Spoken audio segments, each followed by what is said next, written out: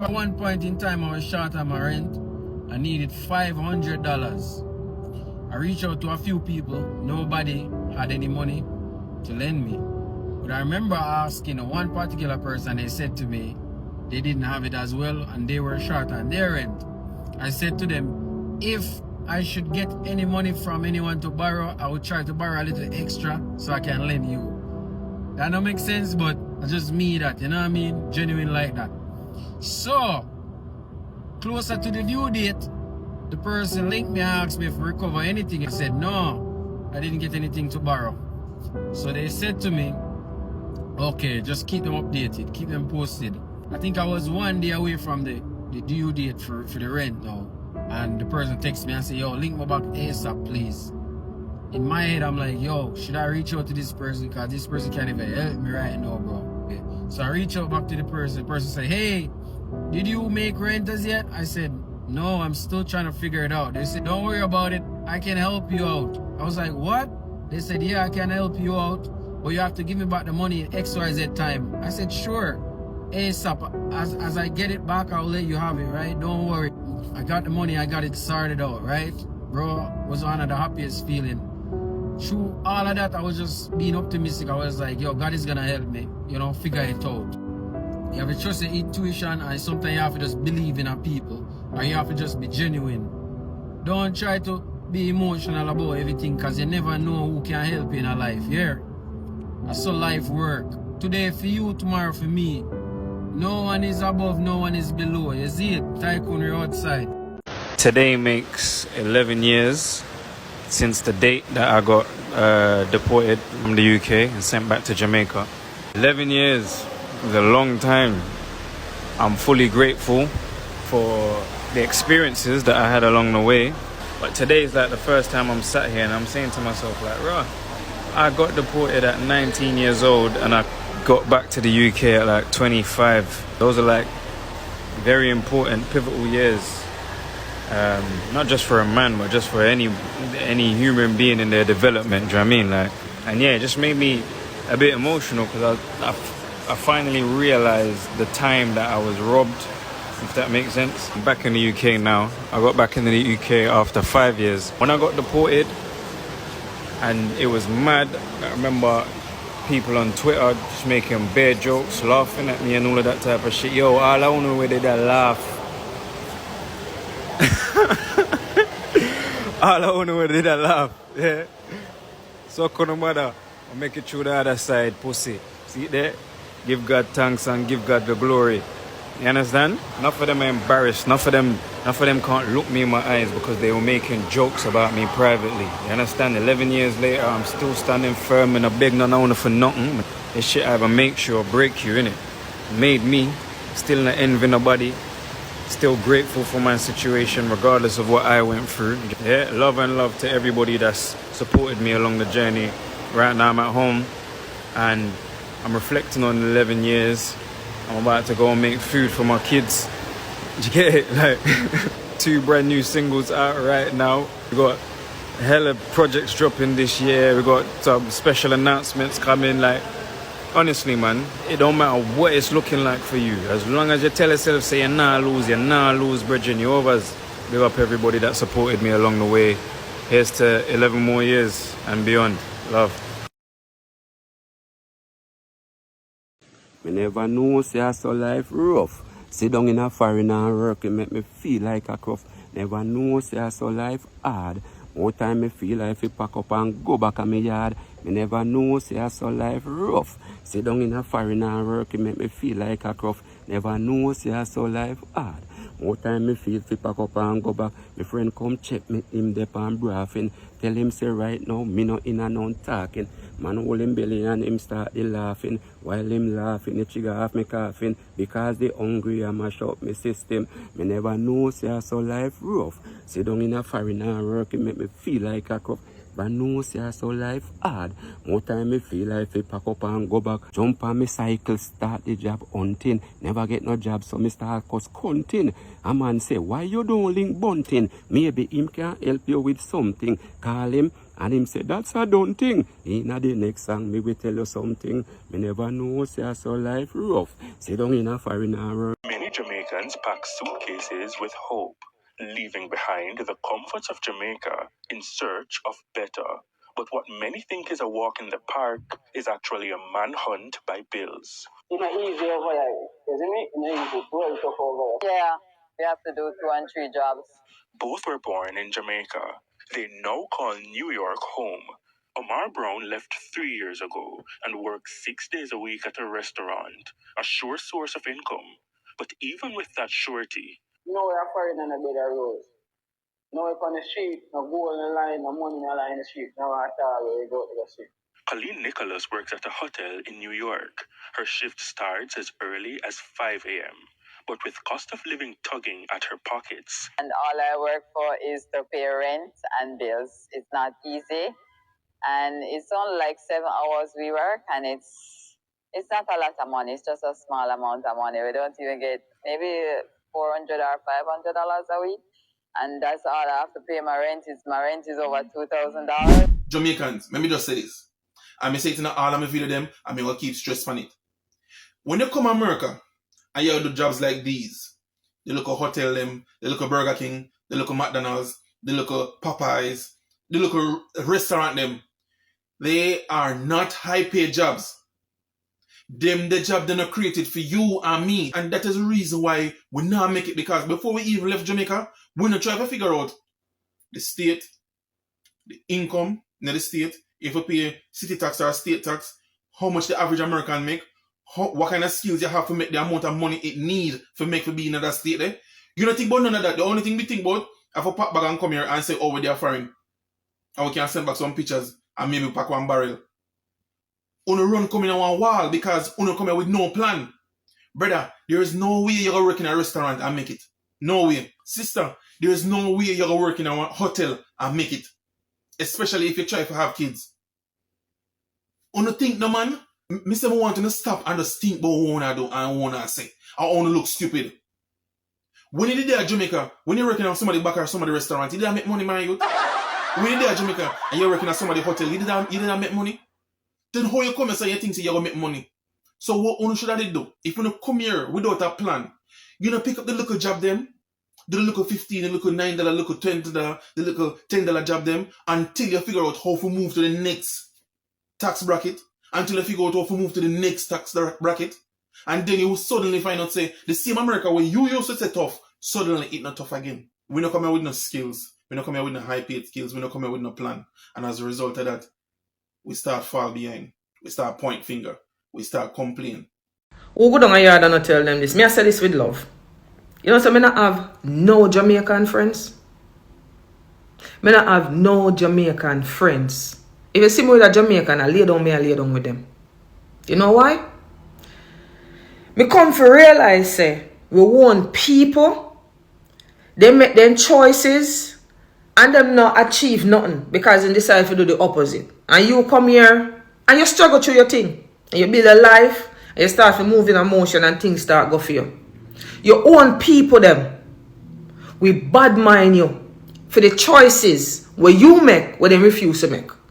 Because them decide, them never want sacrifice until they get there. They were busy trying to prove a point, busy trying to look rich instead of be rich. And at them see one turn around and fight you. Me sorry, me love me Jamaican them, but me don't want whole pound around me. I'm not too bad mind somehow. I mean, I take it back. I saw me feel. I mean, I change my mind. I never know. When I consider the price to rent like a 1-bedroom right now, I mean, even if you share like kitchen and bathroom, and you consider like the cost of food and like transportation, I don't know how people who earn less than $100,000 survive. Like, I know that even the one them will earn $100,000 probably have to stretch it. But I genuinely don't know how people who earn less than $100,000 survive. Because unless you live with some family or something, you're not paying no bills. If me love Jamaica one more time, but boy, unfortunately, this a beautiful island here is not the one place where you can say with confidence that you can take your picnic them, go somewhere nice and do something nice with the picnic them. Don't. Not for uno don't know say me have 3 picnic A 3-boy picnic we have, The firstborn one, it's a turn 14 this month. And me want to keep a little something for him, but me don't want to carry him to the same place where we go last year. So we are searching for something to do special, like to take him there where we can sing happy birthday to him. Little friend can come over. And him not really a little kid, but him not a big man yet. So me kind of confused what me can do for the picnic that is not just carry one restaurant, go eat some food. So me I beg my Jamaican tribe to let me know in the comments what to do, because there's one nice place or a pop more with the go-kart them, lockdown. The bowling place, lockdown. We don't have what to do. And the VR place across from Mega Mart is what we are considered. But me and Step telling us that we went there so last year, but it looked like we're just gonna have to go back there, so go give them with money again. The place is nice, the birthday that keep nice, but we just want to keep something different for the picnic. Let me know in the comments, please. Me need no help. Me need no help because the birthday they pan me back already. Me need no help. Thank you so much for watching. Much love. I made a video a couple months ago about how Jamaican culture outside of mainstream things like entertainment is dying amongst the Jamaican diaspora in the UK, and someone mentioned something about family dysfunction also being a contributor to that, and I totally agree. And I think that the experience of a lot of our elders being barrel children is a main reason for a lot of family dysfunction amongst Jamaican families in the diaspora. But if you don't know what a barrel child is, it's basically the children that were left in Jamaica while their parents emigrated, whether it's to the UK, US, Canada, or wherever, to build a better life. And then in the time that their parents are trying to create stability, they would send back barrels or goods, hence the name barrel child.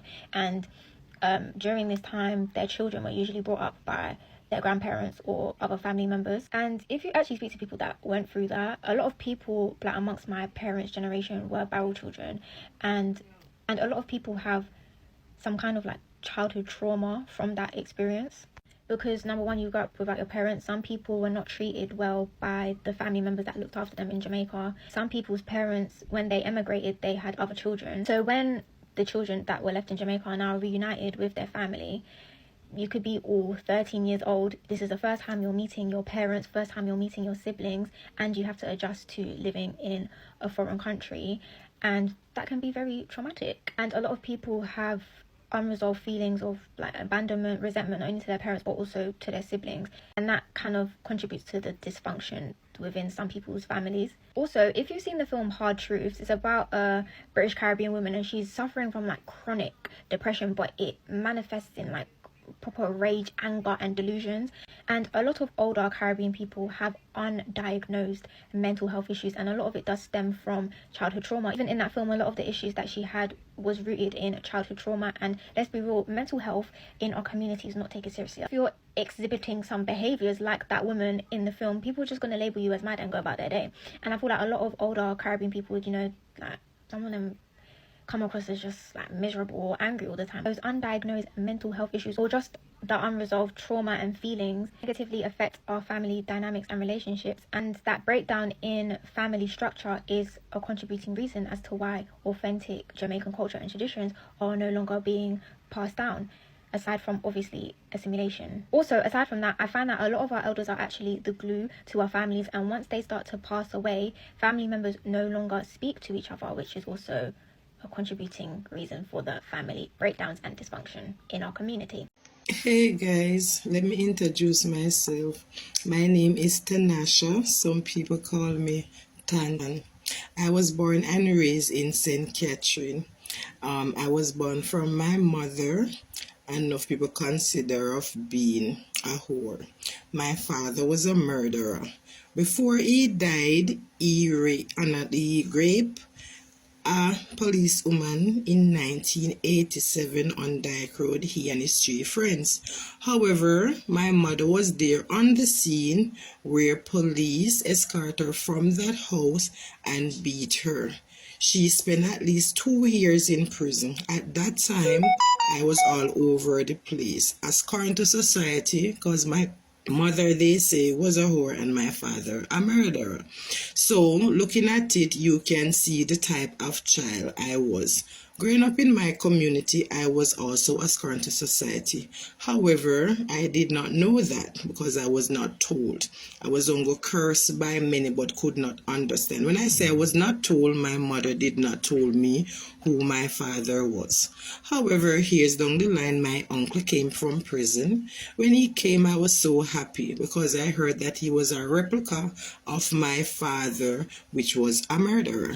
Okay, he came and he also was a murderer and a rapist. So what he did, he molested me at 7 years old in the eyes of my mother and my grandmother. However, my mother became diagnosed with breast cancer. She refused to cut off the breast because she was afraid, like many Jamaicans are. Okay. My mother get involved with my uncle. I think it's between the age 8 to 9 years. Because of her health and she was deteriorating, she had to relocate to Central Village and started living with my uncle and my grandmother. However, because my uncle was a pedophile, I had to live with them as well.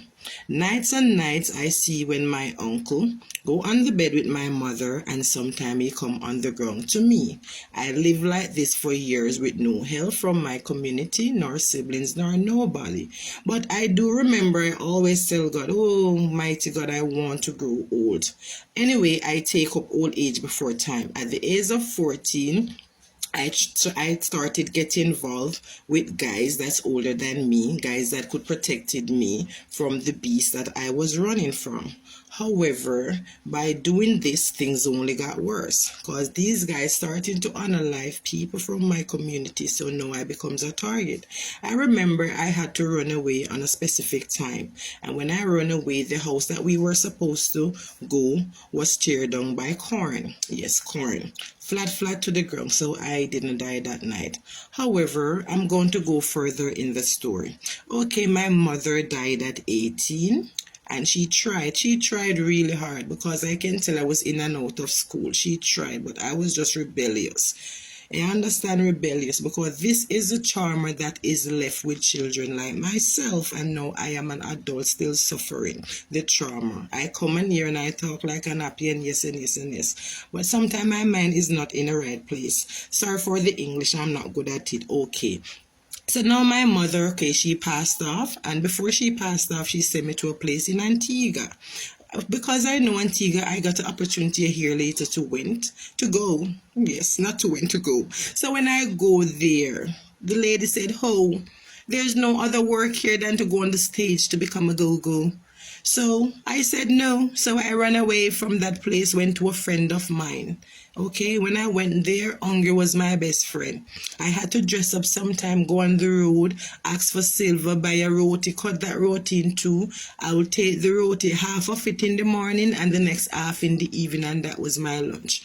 However, I don't want to go long in the story. In this season, I met a friend of my friend, girlfriend, that said that he could help me. I told him the situation, what happened to Cherry Thompson in Antigua. Anybody know her? Anyway, she died, may her soul rest in peace. Okay, so anyway, they said he will help me pay for the ticket. The day that the guy was going to pay for the ticket, the night actually, he drive over to a beach and said, hey, you have to have sex with me for me to help you, you know.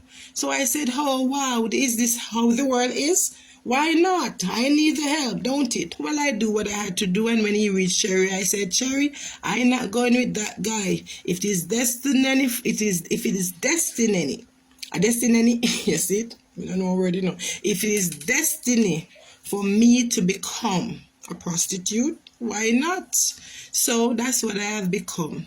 I went on and went on with that presumptuous life till I said, oh, no more. My friends got involved with some atrocity with another girl. I was defending them. And the guy said, if we don't leave, he will send us home in our body bag, you know. So I came home, back to Jamaica, got my kids home. And then my sister-in-law was unalive. Because she was unalive, I had to run away from Spanish Town, homeless in our house, and I was to and from. Then I end up, even if you know Negril Bridge, I was once living under there, you know. Yes, I was once living under Negril Bridge. If you know where the fishermen, they build up a camp and they have some little bunk bed, that's where I was sleeping, homeless.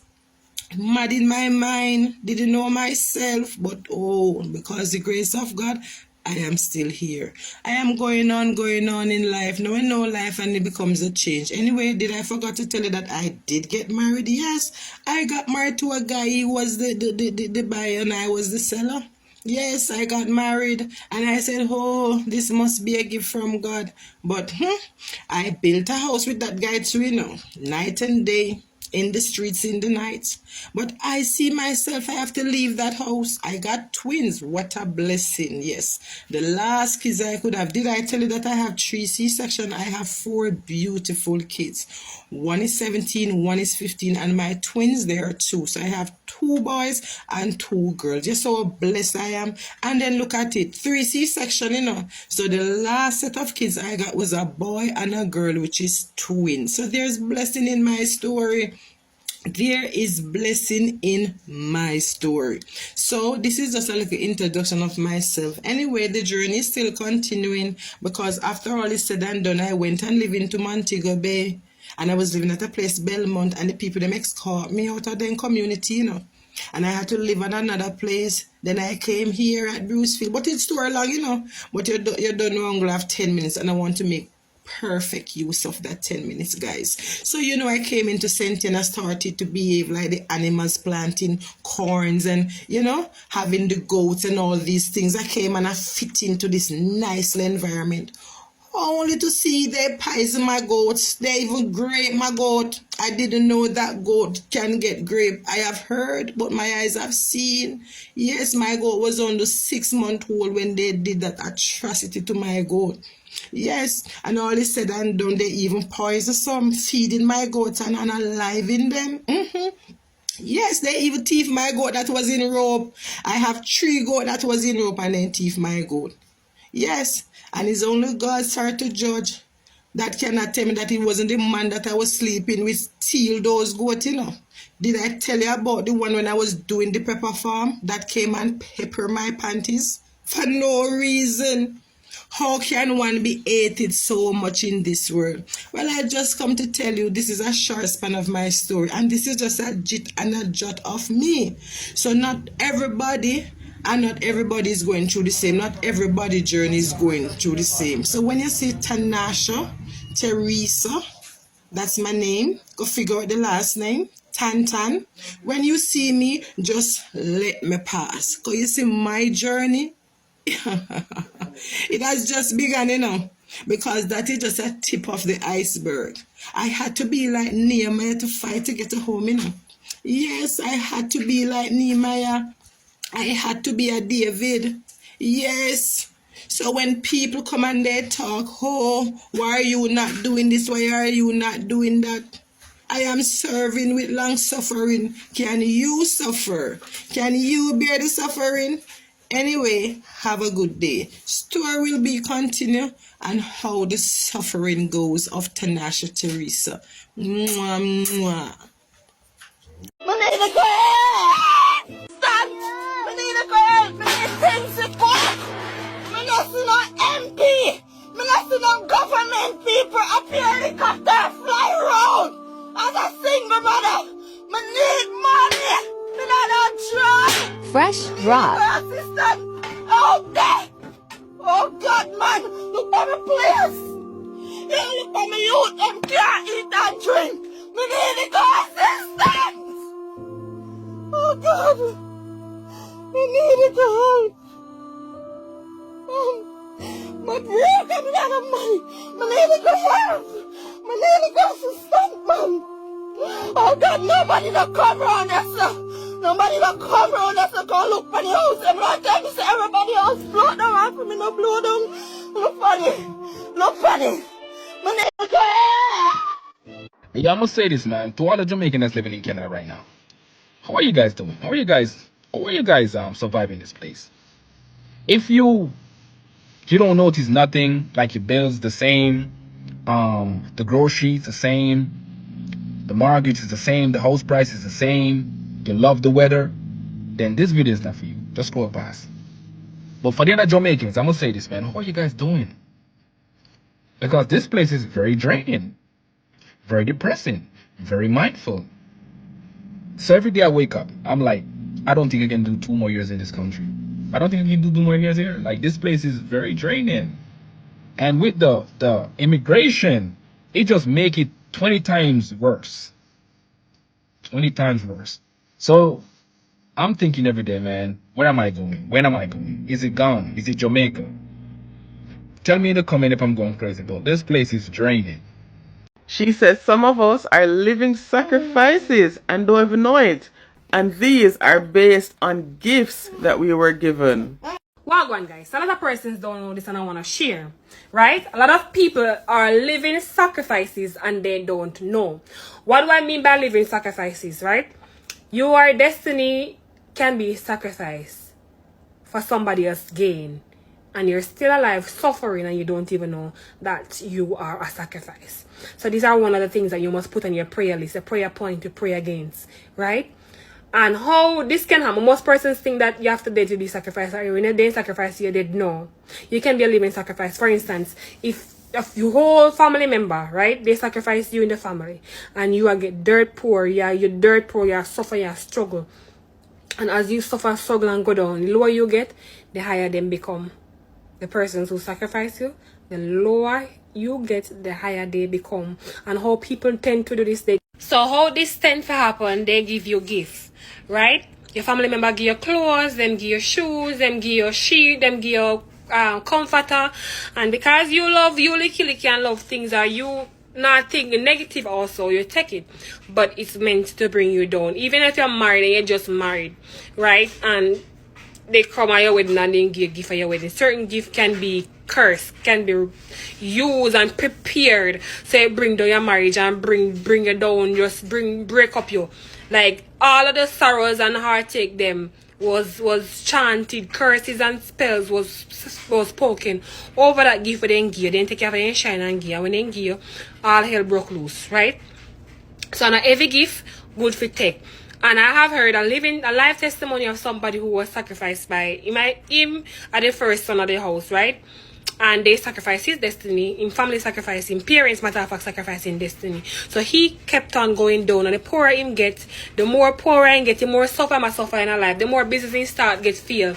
Everything he do does always bad, does poor, and wife of you take care of him, and even she is being afflicted with sickness. And a lot of persons are afflicted with sickness by the enemy and they don't even know, right? So these are some things that you need to put on your prayer point, make it your point of duty to pray against. And what he did was, a pastor help him. His pastor realized and help him, and the wife spiritual pick it up.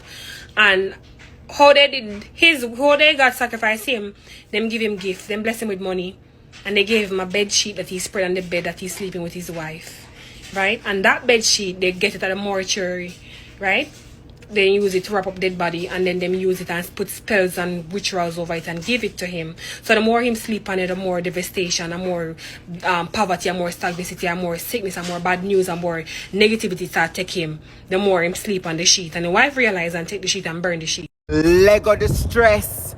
Stress is a thing that will silently destroy you. Did you know chronic and long-term stress can mentally and physically sick you? Symptoms like headache, fatigue, insomnia, muscle pain, even hair and weight loss. And if you don't know what to take for stress, take a vitamin called ashwagandha. It helps regulate stress and anxiety. Ashwagandha, look it up. You know, I realize most of the things we stress about as humans, we can't even control them. How the stress become a part of you. You start stress about the stress where you already that stress about, and the stress where you can't even control. Stress about the relationship, and us as humans, we can't control nobody. People are going to do what they want to do, whether we like it or not, or whether we find out or not. One of the other top 3 things where people always are worried about, how we are going to pay the bills. We are stressed about the bills, but stress not pay the bills, and money pay the bills. And in order to make the money, you have to be in your right mental state. So you have to learn to regulate your stress. At the moment you're there, the people them work and you don't look too right in your head, they must send you home. Next thing, the doctor give you bad news. You can't sleep, you can't eat, you can't get up out of the bed. You're just completely defeated. And yes, don't get me wrong, it is fine for lay down in a bed and process it for a day or two and cry if you have to. But baby, you have to get up and go live your life. Remember, you can't take medication for hungry belly. So that means you have to eat. Another one, we stress about the job. Fix that. Start applying to other places in order to protect your mental health. Remember, without you, the place still a go run. Anything happen to you, them replace you by a morning. You have to take care of you. The boss are go still wicked. The co-worker them are go still lazy and bad mind. You stressing now go change that. In order to change it, you need to take yourself out of the predicament. But that's the kind of stress you can control. And trust me, I understand. Andre, it is easier said than done, but you have to do it so you don't lose yourself. Find what works for you. Yoga, Pilates, swimming, reading, nature, go to spa. Find what works for you to regulate your stress. The stress is not worth your physical and mental health. Inhale, exhale, let go, and let God. Well, really, over here, I try fight depression, you know. As a Jamaican who love Jamaica, living in Jamaica, I don't know how we are going to manage. I get an email from JPS the other day say, you know, war and your light bill, the impact, what it means. JPS, my light bill did already high. My light bill did already high. I live by myself with a little 13-year-old and my light bill was already high. I don't pay less than about $26,000 per month for light bill. So you mean for tell me, say, with the war and everything that is happening in the world, fuel prices going up, my light bill is going to be greater than that as a two-person household? I go to the supermarket. Each week I spend probably about $15,000 each week in the supermarket. And I'm talking about buying basic necessities. Sometimes, like a while ago, I just come from the supermarket and I don't have any meat. I spend $15,000. No meat. One little piece of saltfish. No meat. So I have to go somewhere else to add that to a different bill to get meat. Go into the market and if you ever see a little piece of yam when I buy last week for $300 and I decide say, you know, me have to go do without yam for this time, for this trip because me now buy them the little sitting there for them the little money there. I go in at the gas station the other day and you know, this was, you only stop and buy stuff at the gas station if you're desperate and you definitely need it. I go in at the gas station and say, I go buy 2 little buckle of soda because we buy 2 patty and we have bunks to 2 patty them. And I asked the lady, say, how much for the 2 little buckle of soda? She said, one of the buckle, she said, depend on the flavor, first of all. Mr. Ratted, me they know, say, the same brand, but the price differ based on the flavor. So if you buy pineapple, it's different from orange or from grape. Ratted. So, when she checked it up now, she said about $240 for the 2 little buckle. So I said, alright, let me go and get a big buckle, because that sound like it make more sense. When me go for the big buckle, a bigger orange soda, $400 and something. I tell the lady, say no. She said, you can get a Pepsi for $320. I said, alright, me take the Pepsi for the $320. Knowing fully well, so me's really not a Pepsi girl. But because it's cheaper. Because these days, me I try work on my mentality. You know, it's not like one time I can't afford to buy blueberries. $3,000 for mixed berry from Rainforest, who's supposed to be a Jamaican company, who's supposed to look out for people. And when you compare it to the overseas prices, it's pretty much the same thing. But take up a planting in the market, a ripe planting on the market. The man look at me and tell me, say, $250. I say, for the 2, you afford them to dip on the one. I say, what, for the 2 of them? The man said, no, for 1. I have to put it back and tell him, say, next time when I come back, I hope I get to buy something from you. He said, no, man, planting soon come in, man. Guys, it is really getting crazy. It is really, really getting crazy. And I don't know if the normal, ordinary man is contemplating the effects of these prices. I shouldn't say that still because we're feeling it. But when Andrew Holness make a comment to the point that Mark Golding was making in his speech about water being the water being more expensive than gas, I understood what he was saying, because truthfully, you can't go to buy a bottle of water from the man them off of the street and pay less than $100 for a bottle of water. But we're not gonna even get into that point. Right now, I'm talk about my personal problems. And let us even talk about these white eggs. When you crack the egg them and open them, the juice what in the egg them don't feel like real eggs. You know what I mean? It's like, I don't know, guys, me need me lost for words. But somebody need to tell me, what are you doing to cope with these increasing prices? Prices have gone up for a long time. It's not new. But the fact that the war, the impending war, and oil prices, you know, if you're a driver or not, because you pay taxi fees, it's going to affect you in terms of your bus fare and your taxi fare either way. So whether or not you're a driver, these price increases are going to affect you. Your light is going to be affected. How are you coping mentally? Because I'm not okay. I am not okay. Morning, guys. So something happened yesterday and I want to share it because I felt compelled to share it, okay? Because it was on my mind all night. Last night I couldn't even sleep. So yesterday I was at work and, you know, standing talking to somebody. There was another girl and a guy a couple feet away with their back turned. So they're facing me and talking. So then I saw this lady, you know, walking towards me. And you know, she just started crying and trembling and she have her lunch in her hand. So I was there, what happened? Because I am now thinking that probably she's sick and wants some help. So I said, what happened? And she just started crying and then she said she just got off a phone call. I don't remember if she said it's her sister or her sister-in-law. So she just got off a phone call and she was saying that her sister's son got home from school the day before. And he got home late. So he's been getting home late from the last term, right? So she trying to nip it in the bud. So she beat him. I mean, with a belt or something. And then he said to her, all right, me go stop come over today. Me now come home late again. So he went into the bathroom. She thought that he was going to take a shower. She fixing the dinner.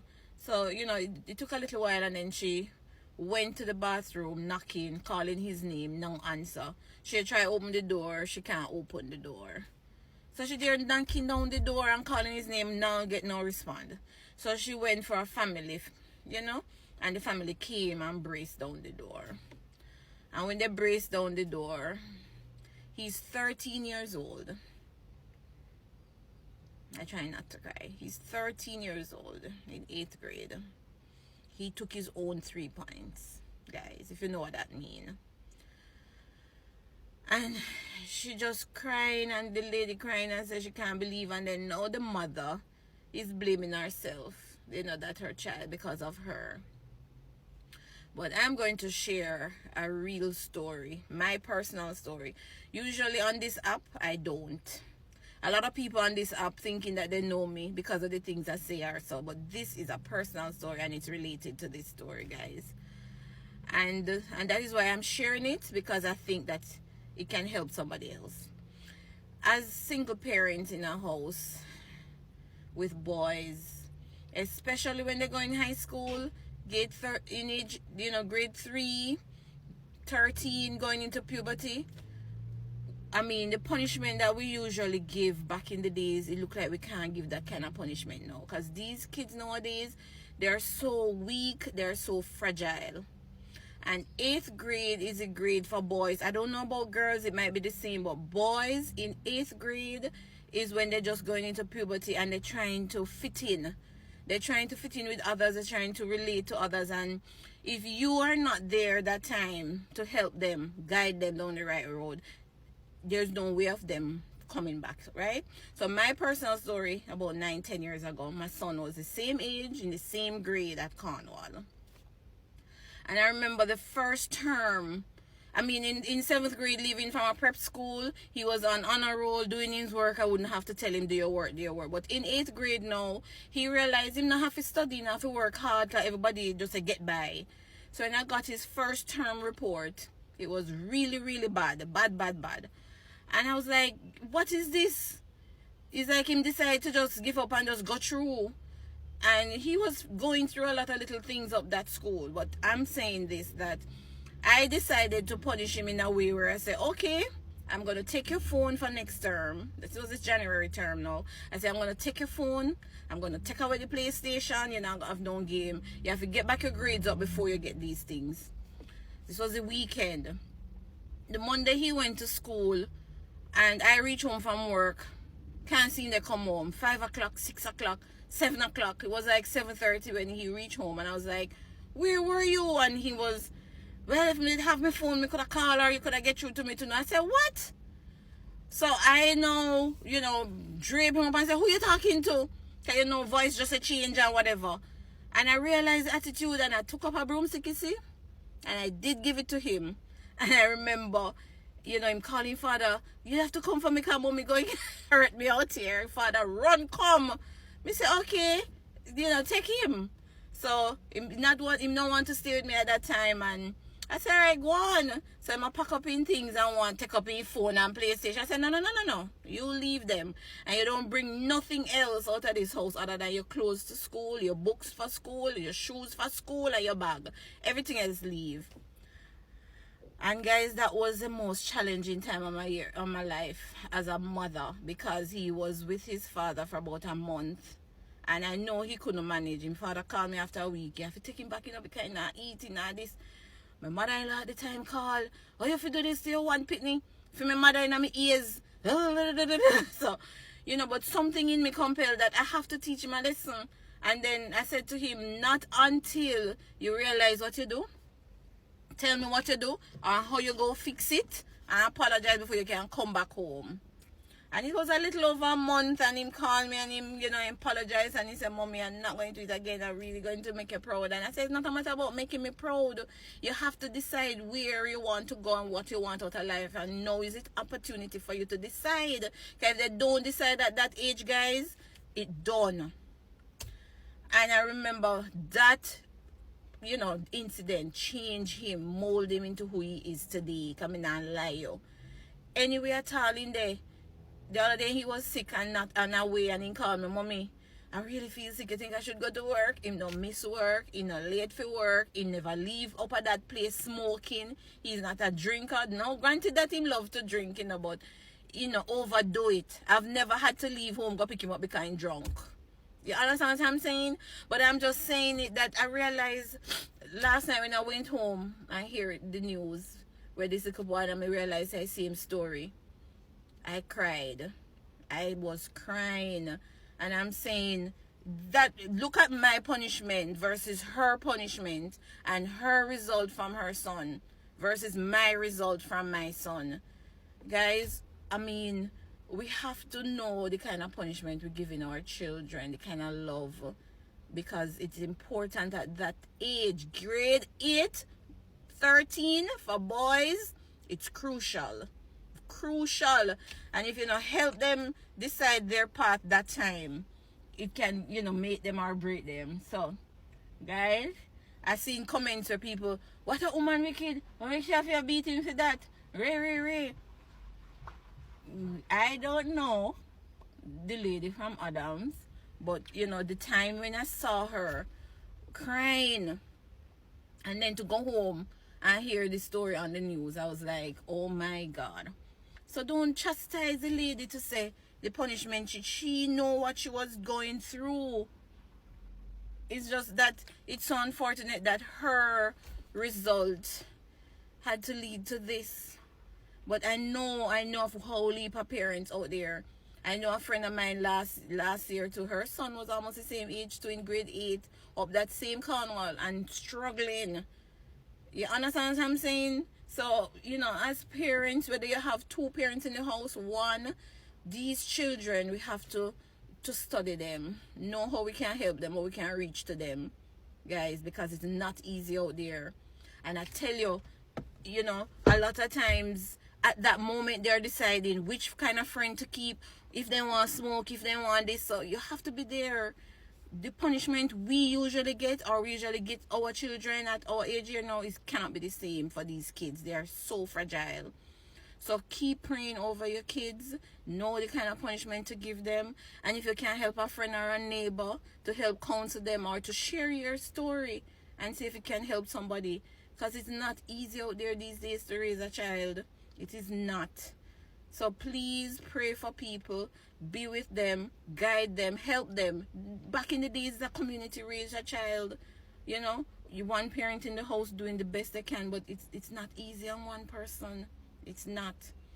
So I hope this story and my personal story can help somebody today. So if you're going through it, guys, and you don't know what to do, you want to reach out to me, I am willing, you know. But one day at a time, and not stop praying.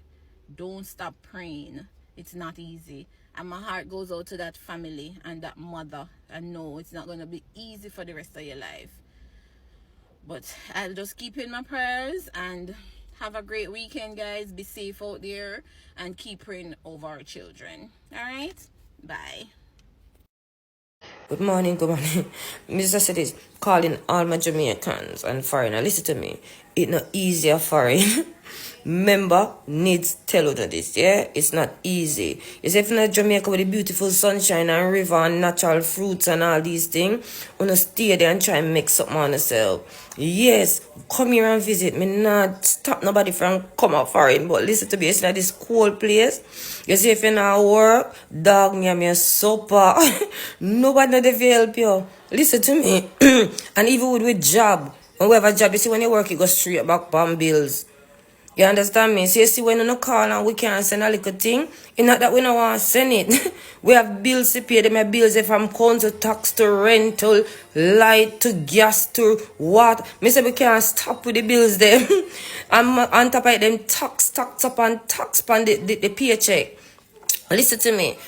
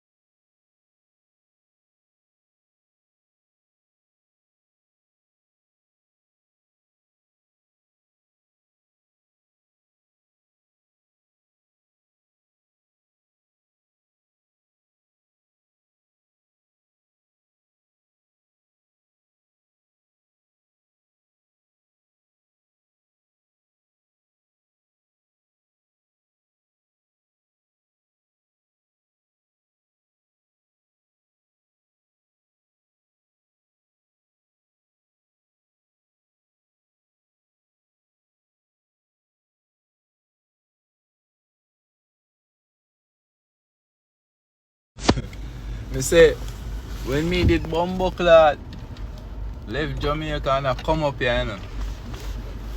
Me just a forward a foreigner and I left yard and I come here. Bro, me think say, yo, you know, then I come with no high chest type of vibes. It's just that, you know, me I say at least, you know, you can work and, you know, make a little money and whatever, dog. You see me, and sort out your yard before my first 10-year green card done. Zine. Just to come and find out, you know, that a beer fight going on them places, you know, bro. Blood clot. Worse if you're not dropping a one good spot of foreign. As I tell you in a previous video, I make on everybody. It's not everybody dropping a sweetness. See me? Some people don't get a taste. Bro, enough of people when you see we get filed for from Jamaica, you know, bro. Enough. Enough of we the people. Wouldn't say me because I never filed for nobody, but if you know enough people there, bro, and go through a whole heap of deep struggle and put in work to make them family member, mother, kids, woman. You see me? If a woman have a husband down there, father, son, daughter, whatever. Enough of them now live that type of life there. Well, enough of them would have a dream to make them family forward, you know. But them sit down and them realize a time ago. Can't sit down and wait. So while you are go through whole heap of little thing of foreign and see when you still can make sure say yo, you do what you have to do for your youth them or for your family member them or for whatever to make them reach. Bro, them are coming and see them struggle where you go through to, you know, bro. I tell you, you know, cause I know all of we have that luck enough people just there, dog, and genuinely work hard. You hear that? Enough people just there and just genuinely work hard, bro, and genuinely save their money hard, bro, to make shit happen in a foreigner. And you have it tough too. You see me? You have it tough, dog. You see me? And enough people do a whole heap of different things too. You see me? And do the right thing same way. But I know everybody have them luck. Because enough people there and can't file for nobody and no one say yo, you have family down there, you want help, etc. You see me? Etc. can't reach that because you already have this thing you deal with, you have that over here, so I deal with, you have that I deal with. And you have to wonder how the bumbo clot so much thing there on your plate alone. I just so you go, bro. Determination I have some people just. You see me, dog? Depends.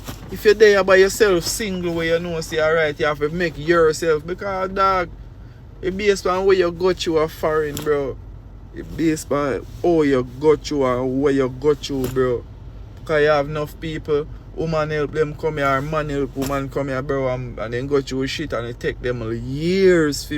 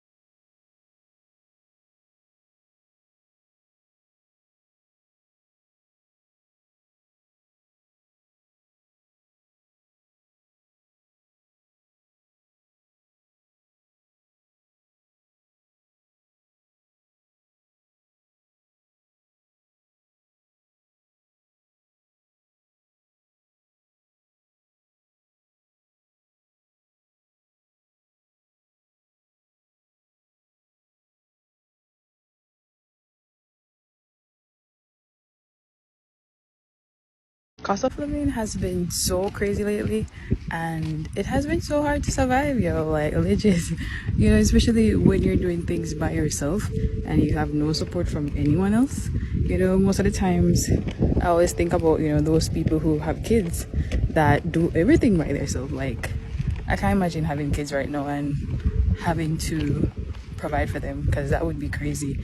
But yeah, I'm actually on my way to go get some groceries.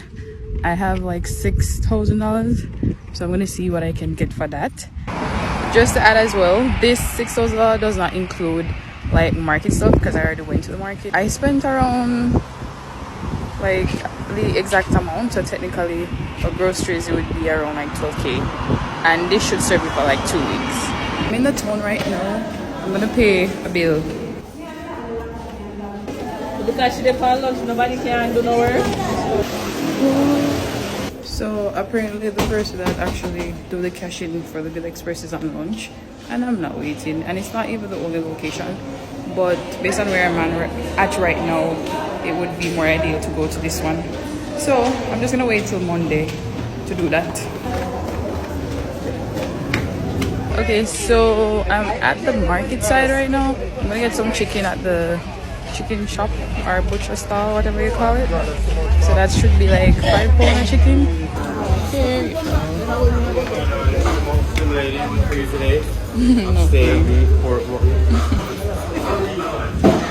Hi. Do you have chicken mixed parts? Can I have two £5?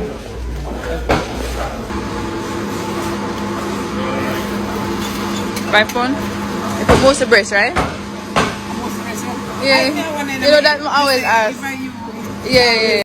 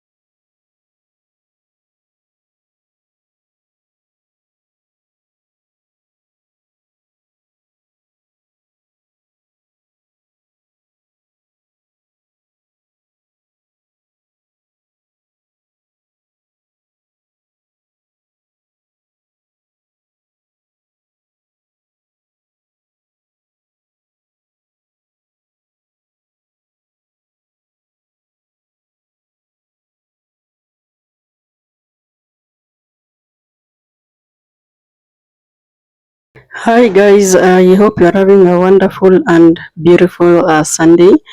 Guys, in today's video, I want us to talk about, what Jamaicans do go through. They have spoken in the clips, and it's now our time to do the analysis part, which is our main work here. So, like guys, have you ever asked yourself this question: how our families are surviving this economy? And of course, if you get to hear Jamaicans in the clips speakings, man, it's terrible. You could even see this beautiful mother crying that she couldn't even afford food for her children. I mean, can families really survive this economy?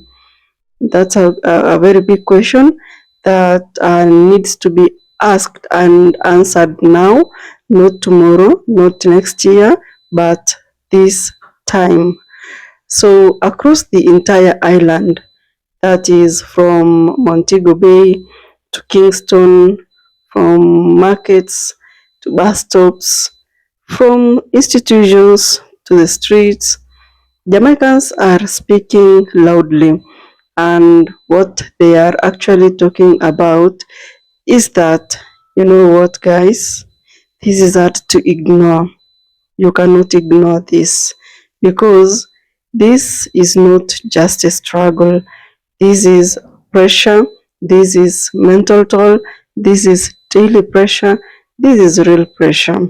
So, the cost of living crisis, of course, that's one of the things that we're going to talk about now because as we speak, everything in Jamaica now is very, very expensive. It costs like a lot. If you name food, transport, rent, electricity bill, I mean, those are some of the needs that people use every day in Jamaica, and they are up there in terms of the cost. So, if you even want to speak about a simple meal, a basic simple meal in Jamaica, I mean, just prepare yourself with over 1,000 Jamaican dollars. A loaf of bread only costs around $400. Eggs, they go up to $1,000 per carton, you know, like the entire tray. Talk about rent, that now will shock you because a one bedroom apartment in the city is around 90,000 Jamaican dollars. That is per month. So if you do per year, you can guess like that will be around, if you do 12 times 9, 100 and something thousand by in a year. Very difficult. So if you think about these things that we're talking about, you can imagine that the average salary of a Jamaican citizen, it has to be at least over 100,000 per month in order for them to survive this economy and afford to pay rent, afford to buy food, afford school fees, transport. And guess what? Most of them are below that, which is really saddening. And that is why most of the time you'll see brain drain in Jamaica. People will take their skills somewhere. Yeah, they will study in Jamaica, but after they have acquired the skills, they go abroad and do work there. I mean, they take their skills there. That is brain drain because they're actually building another economy and not the economy. Because at the end of the day, what happens is that the only thing they will do is to do remittances, send money back home. So wages, they always remain stagnant. And of course, people have always talked about this because it's very, very unfair that life goes up, everything goes up, and wages remain stagnant. And you know, these are real issues that people are talking, and it needs to be listened to, it needs to be solved, and you know, because people are really struggling. Jamaicans are struggling, they are trying, but still they're just sinking. And in the markets, our beautiful mothers in the market, the vendors, they are actually counting coins, not even notes. And of course, I mean, it's just sad to see how things are in our beautiful island. And I can tell you that this doesn't just happen in Jamaica, it also happens across the world. And more so in developing countries. I mean, life is so hard. It's funny that things They make it seem like they're cheap but not affordable to the locals. I fail to understand that. I fail to understand that for sure. So, food at the moment is not just food. That's something that is, you need to do calculations, you need to include decisions and sacrifice in order for you to have meals on the table. And once we get there, just know that it is terrible. The housing pressure is another thing, guys. I mean, having a house in Jamaica now is kind of luxury, not a basic need. They normally say that food, clothing, and a house is a basic need. But now in Jamaica, it's no longer a basic need, because if you even ask the young people of Jamaica, it's very hard for them to move out and start families, because they fear. And these generations nowadays, they are really really well informed about the world, thanks to the tech industry that has really expanded and exposed us to the world, unlike in the past, whereby we used to depend on the media houses or the news outlets, whereby they chose what to show us. But now you see, with the tech now and so many platforms, what happens is that, yeah, anybody can post anything at any time, and you get to see the real picture, unlike in the past. So if you look at Hurricane Melissa that destroyed Jamaica some several months ago, thousands of homes were destroyed, and up to now, since then up to now, families are still uh, they're still waiting for this rebuilding to happen. They still have hopes in themselves. Remember that there is this bill of the Nara bill that the government is really supporting, and that they really want it to go fast, so that they really want it to be implemented, so that it focuses and does the rebuilding process. Nara in full is National Reconstruction and Rebuild and what was the last? National Reconstruction and, was it Rebuilding Authority? No, it wasn't rebuilding, but something like that. So anyway, guys, if you look at some Jamaicans, they actually don't have roof yet. They sleep in makeshift homes, and that's a survival. In 2026, guys, it's just chaotic. So, of course, in every aspect of life that we talk about in regards to Jamaica, there is always the human side of the story, and not just economics, because what we've always discussed in our videos is economics, and how it affects the people.